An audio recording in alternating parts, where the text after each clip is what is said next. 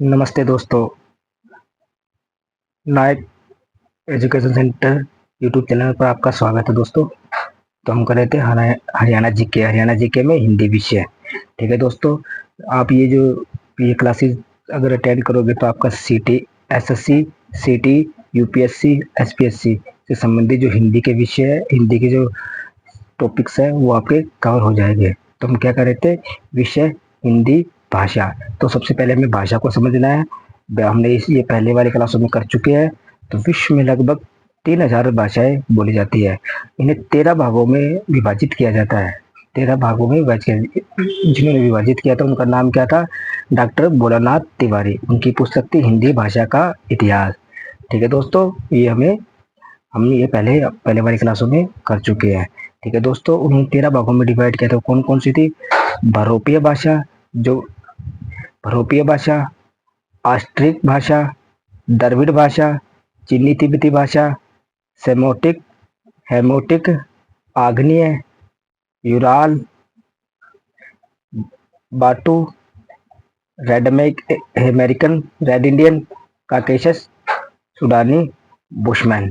ठीक है दोस्तों, इन्हीं भाषा परिवारों में से 4 भाषा परिवार भारत में बोले जाते हैं। जैसे बरोपिय भाषा जो लगभग 73% बोली जाती है, आस्टिक भाषा जो लगभग 1.3% बोली जाती है, चीनी तिब्बती भाषा जो लगभग 0.7% बोली जाती है, द्रविड़ भाषा जो लगभग भारत में 25% बोली जाती है।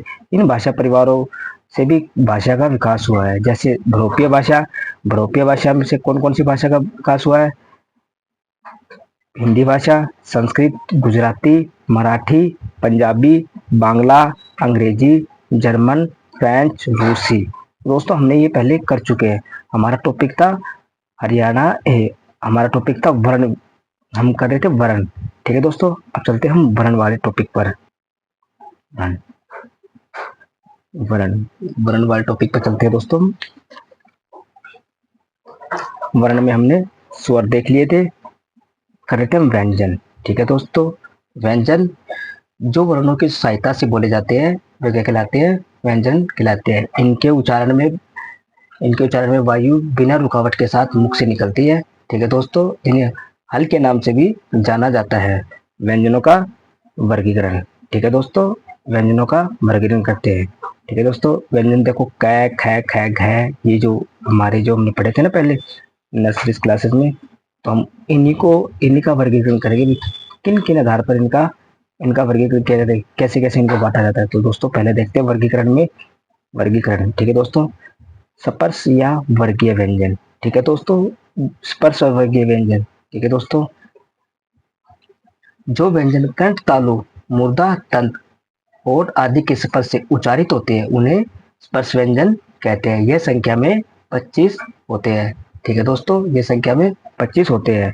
कौन से? स्पर्श व्यंजन कंठ तालु होठ आदि के माध्यम से बोले जाते हैं, ये स्पर्श व्यंजन कहलाते हैं। यह संख्या में 25 होते हैं। ठीक है दोस्तों, और देखो दोस्तों, इनमें जो जो पहले पांच ये 5 वर्गों में डिवाइड होते हैं। कै, च, ट, त, प। ठीक है दोस्तों, ये 5 वर्गों में विभाजित होते हैं। ठीक है दोस्तों, और ये संख्या में कितने होते हैं? 25।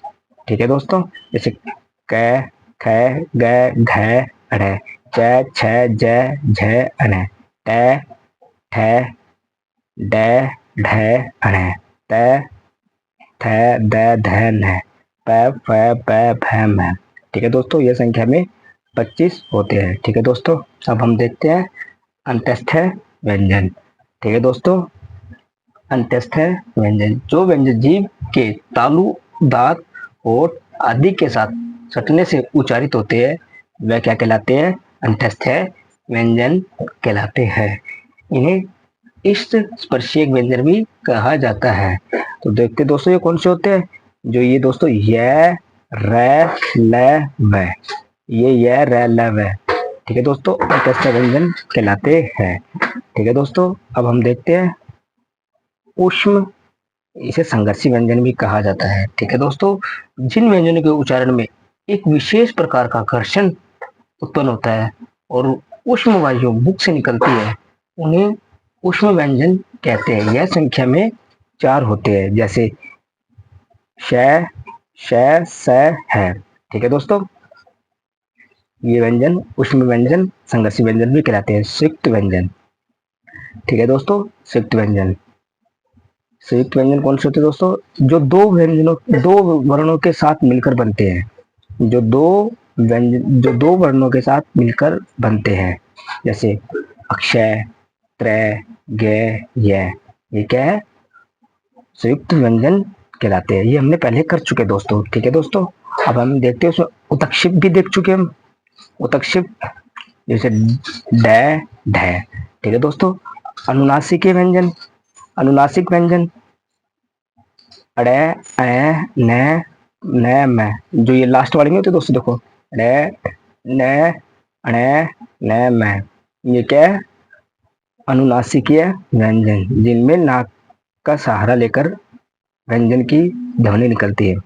पार्श्व व्यंजन, पार्श्विक व्यंजन लय, पर कंपित व्यंजन र है। इसे लुठित व्यंजन भी कहा जाता है। ठीक है दोस्तों, व्यंजनों का वर्गीकरण एक और आधार पर करते हैं। ठीक है दोस्तों, प्राणतव, प्राणतव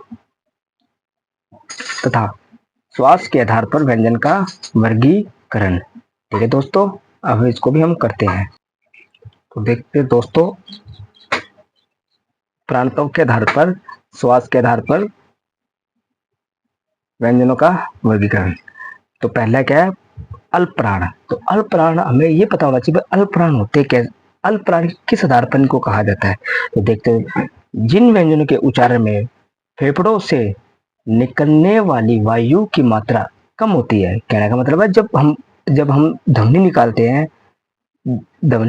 हैं हम हमारे मुख से, तो उसमें जो फेफड़ों का जो फेफड़ों की जो हमारी क्षमता ना, वो किस कैसे लगती है, कम लगती है, ज्यादा लगती है। तो इसके आधार पर वर्ण व्यंजनों का वर्गीकरण किया जाता है। तो देखते हैं, अल्प प्राण जहाँ फेफड़ों से हवा कम निकलती है, जब हम बोलते हैं तो उससे कम हवा निकलती है, तो वो क्या कहलाते हैं?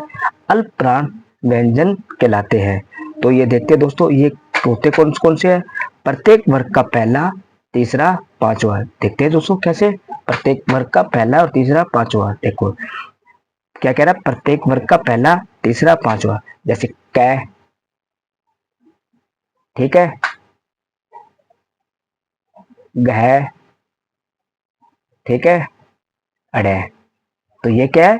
प्रत्येक वर्ग का तीसरा, पहला, तीसरा, पांचवा, इसी आधार पर ये। तो ये कौन से है? अल्प प्राण व्यंजन है दोस्तों। ठीक है दोस्तों, ये क्या है? अल्प प्राण व्यंजन है। ठीक है दोस्तों, ध्यान में रखना, ये टोटल संख्या में कितने होते हैं? 31 होते हैं। ये टोटल संख्या में कितने होते हैं? 31 होते हैं।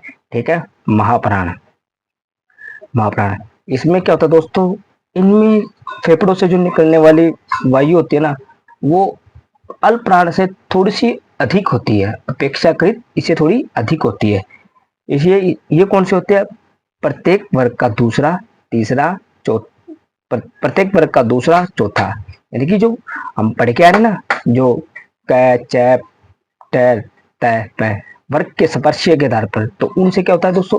प्रत्येक वर्ग का दूसरा, चौथा। जैसे क में, जैसे देखो दोस्तों, क, ख, घ, ड़, ढ़। तो ये क्या कह रहा है? प्रत्येक वर्ग का दूसरा, ख और चौथा। तो ये क्या है? महाप्राण, जिसमें वायु अपेक्षाकृत अधिक निकलती है। इसी प्रकार आगे लेके चलेंगे हम, च, छ, ज, झ, जिसमें छ होगा और झ होगा। ठीक है दोस्तों, तो तुम्हें ये ध्यान में रखना है। ठीक है दोस्तों, हमारा ये वाला भी पोर्शन कंप्लीट होता है। अब देखते हैं हम घोषतव के आधार पर सघोष और अघोष। ठीक है दोस्तों, अब हम इसको करते हैं। तो हम देखते हैं घोषतव। ठीक है दोस्तों, देखते हैं दोस्तों, पहले देखते हैं सघोष। ठीक है, सघोष क्यों कहा जाता है? जिन ध्वनि के उच्चारण में जो स्वतंत्र तंत्रिया है, मतलब जब हम आवाज कर निकालते हैं तो एक कंपन महसूस होती है। जब हम ध्वनियां निकालते हैं तो उसमें हमारी जो श्वसन जो तंत्रिका होती है ना, उसमें कंपन महसूस होता है। उन्हें घोषतव कहते हैं। उन्हीं के आधार पर इनको घोषतव कहते हैं। इसमें क्या होता है, प्रत्येक वर्ग का तीसरा चौथा, यानी कि अब बोल के देखो, प्रत्येक वर्ग का तीसरा चौथा, जैसे प्रत्येक वर्ग का तीसरा चौथा, जैसे घ घ, जैसे घ घ अड़े, तो ये क्या है, ये क्या है, सघोष व्यंजन। ठीक है दोस्तों। और अघोष कौन से है, अघोष के प्रत्येक वर्ग का पहला और दूसरा, जैसे क ख घ घ अढ़। तो इनमें देखो दोस्तों, इसमें सघोष मतलब कंपन महसूस हो रही है, और इनमें दोस्तों इनमें अघोष हो रहा है, मतलब आवाज मतलब घर्षण के साथ नहीं निकल रही है, और इसमें क्या है दोस्तों, घर्षण के साथ आवाज निकल रही है। तो घोषतव के आधार पर व्यंजनों का वर्गीकरण सघोष और अघोष, तो हम ये वाले भी हम कर चुके हैं। ठीक है दोस्तों, अब हम मिलेंगे नेक्स्ट क्लास में। थैंक यू दोस्तों।